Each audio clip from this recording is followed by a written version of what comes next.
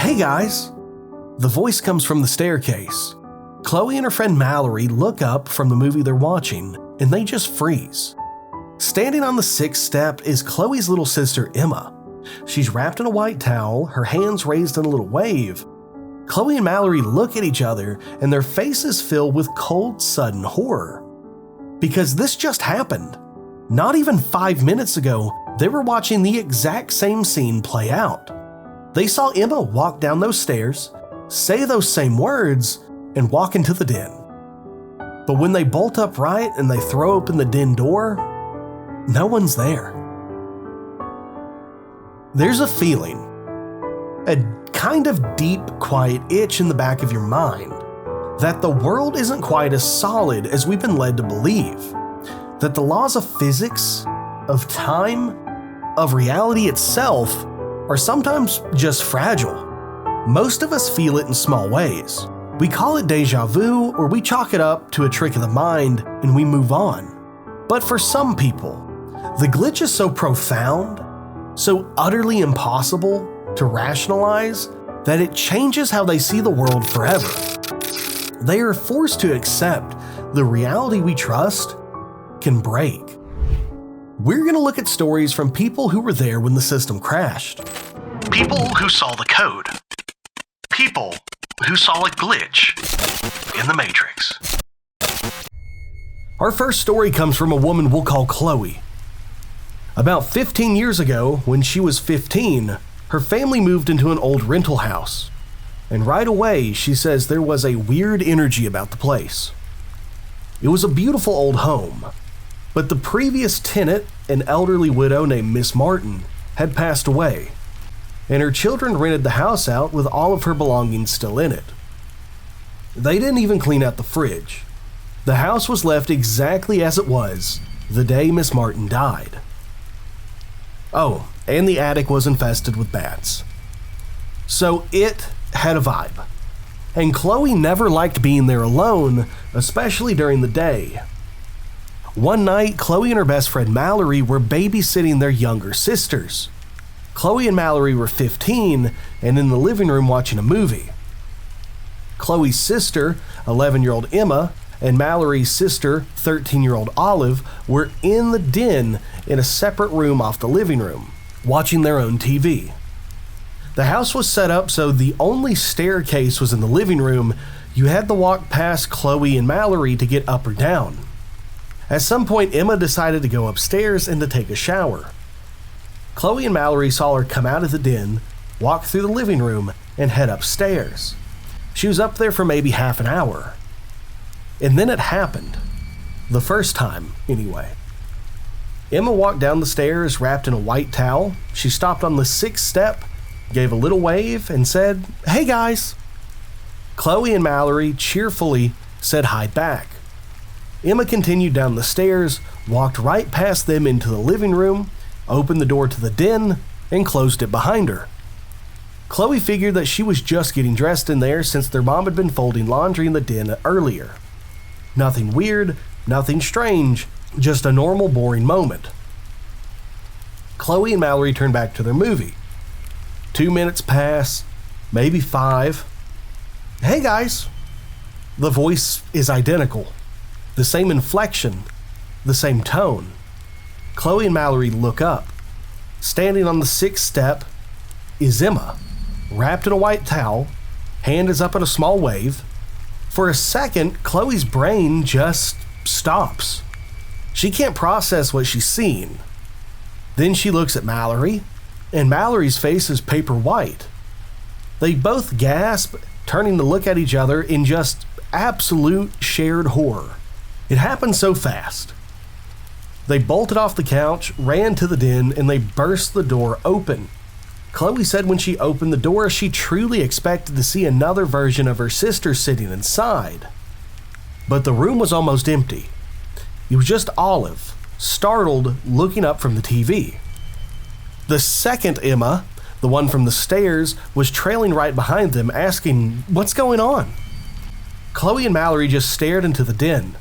The first Emma was gone. She had never been there. They immediately started questioning them. "Emma," Chloe asked, You didn't just walk down the stairs a couple of minutes ago? Olive, Mallory demanded, are you sure Emma didn't just come into the den? Both of the girls were baffled. They were starting to get scared. Emma swore that she had only come down the stairs the one time. Olive swore Emma had never walked into the den in a towel. The first event, the first Emma, had been witnessed by 2 people, and that first Emma had been completely erased from reality. Seeing that their sisters were getting spooked, Chloe and Mallory dropped it. They just pretended they were kidding. They went back to the living room and they sat in silence. Chloe remembers finally asking Mallory, "You saw that too, right?" And then they never spoke of it again. Chloe says that if Mallory hadn't been there, if she hadn't seen her friend have the exact same reaction of pure horror before either of them said a word, she would have thought she was losing her mind. But she wasn't. They both saw it. They saw a reality skip, a time loop, a phantom echo, playing out directly in front of them. A loop is one thing. It's a replay. It's terrifying. But it's something that did happen. It's just happening again. What do you do when a glitch runs the other way? What do you do when someone remembers an event that hasn't even happened yet? A woman that we'll call Maya shared this experience online. When she was in high school, she, her mom, and her little sister Lily would eat dinner together every night and talk about their day. One Monday night during summer break, they're all at a table. Lily starts telling them about her day. She says she and the next door neighbors were playing with their new cat when it got loose outside. She tells them how they had spent the entire day looking for it. Maya and her mom listen and just nod. That's a normal story from a little kid. The night moves on. Tuesday comes and goes. Then it's Wednesday. And Lily, bright and cheerful, starts telling them about her day. She says she and the next door neighbors were playing with their new cat when it got loose outside, and they had to spend the whole day looking for it. Maya and her mom just stopped. They look at each other confused. They both clearly remember her telling this exact story. "Lily, did you get your day mixed up? Because you told us this story on Monday." Lily gave them this blank look. She had no memory of it at all. She was adamant it had happened that day, Wednesday. Here's where the chill sets in. They called the neighbors, probably laughed about how silly Lily was, just to ask about the cat incident. The neighbors had confirmed it. The cat had gotten loose. They had spent all day looking for it. It all happened that day, Wednesday. Then they added in one more detail. They weren't even in town on Monday. Lily had told her family a complete detailed story 2 days before it happened, and then had no memory of that prediction. It's a precognitive glitch, a report from the future delivered by accident then wiped from the system. These glitches often feel personal, a time loop with your sister, a premonition with your daughter, but sometimes the glitch is something else. It's not a person you love, it's a thing that shouldn't exist at all. This story comes from a man we'll call Mark. One night, Mark is sitting on a sectional couch, and his dog Daisy had a small popcorn shell caught in her throat the night before, so he was subconsciously paying attention to her breathing, just making sure she was okay. A few minutes goes by, and he hears her breathing from the dog bed, which is right behind the L part of the sectional, out of his line of sight. And then he hears a light snore. This is normal for her, so he doesn't think anything of it. That goes on for about 5 minutes. And then the sound changes. Mark describes it as the most disgusting, and now to my realization, terrifying snore, cough, wheezing sound. It's a horrible, wet, struggling sound. He immediately jumps up, terrified that Daisy is choking on that popcorn shell. He rushes over to her bed, rounds the corner of the couch to help her. The exact moment he looked in her bed, the sound stopped, and she wasn't there. The dog bed was empty, and he was alone in the room. There was no way for the dog to get out without walking past him, so he was trying to figure out what he heard when he found the truth. Daisy was outside with his parents. She had been outside for the last 30 minutes. So what was he listening to? And what made that sound? Just 5 feet away from him, hidden behind a couch. What dog did he almost see? He says he was going to go stay outside the rest of the day and hire an exorcist because it made him uncomfortable. Now, these stories are deeply unsettling. A phantom dog, a time-traveling cat, but sometimes the glitch is quiet. It's not scary, it's just wrong. It's a piece of information that shouldn't exist. A woman we'll call Sarah was viewing a house with her husband. This was the second time they visited, and the first time they left their 3-year-old daughter with a babysitter. This time they brought her along. As they walked in, Sarah told her daughter that she could choose her own bedroom. The 3-year-old, who had never been to this house before, immediately said, "I want the dinosaur room," and ran upstairs. Sarah and her husband kind of shrugged it off, kids say random stuff, and a moment later the little girl called out, "Here it is." Sarah, her husband, and the realtor walk up to the bedroom their daughter chose, and sure enough, the closet of the bedroom was covered in dinosaur stickers. The realtor, Sarah, and her husband were all completely freaked out. The house was vacant, an estate sale. They had never seen the stickers and never talked about them. But their daughter, she somehow knew. How? How did she know? Maybe she had been there in a past life. Maybe she just saw it. Or maybe she was accessing the file. A child knowing something they couldn't possibly know, a dog that's in 2 places at once, these are phantom signals. These are echoes in the system. But what happens when the glitch isn't a thing or a place, but a person? What happens when you keep seeing the same background character over and over and over until you realize they aren't in the background at all? We've all had that experience. You see somebody in a crowd who looks familiar. You think, do I know them? And then you move on. But what if you saw them everywhere for 20 years? This story comes from David, who's 38 years old, and this started when he was 17. He lives in a heavily populated tri-state area with millions of people, and he started to see a man. Just a random guy. He'd see him in parking lots, he'd see him in stores, he'd see him at events. Just there.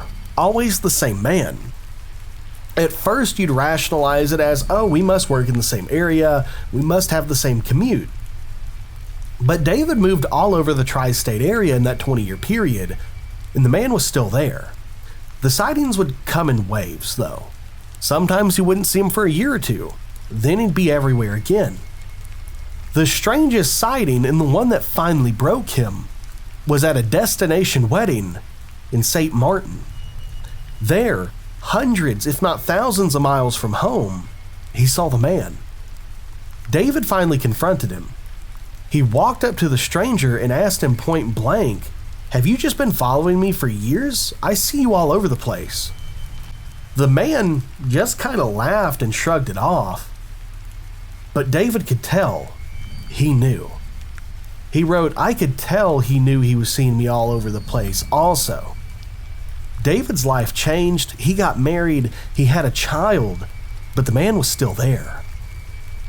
His most recent sighting was in a store called Bye Bye Baby, and he was shopping for his newborn. Within the same month, he saw him again in a Home Depot 30 miles away. Every time the man pretends not to see him, but David says, "I can tell he's as sketched out as I am." Now here's the detail that makes this a true glitch. David is 38, and he has been seeing this man for 21 years. And he says the man hasn't aged a bit. He's not a ghost, he's not a hallucination. David has spoken to him face to face. He's just there. Like a recurring NPC, a non-player character in the simulation of David's life. David has decided if he sees the man again, he's going to get to the bottom of it, no matter what it takes. But the most terrifying glitches, the ones that truly get under your skin, are the ones where you can't tell what's real and what's not. When the line between the dream world and the waking world doesn't just blur, it vanishes.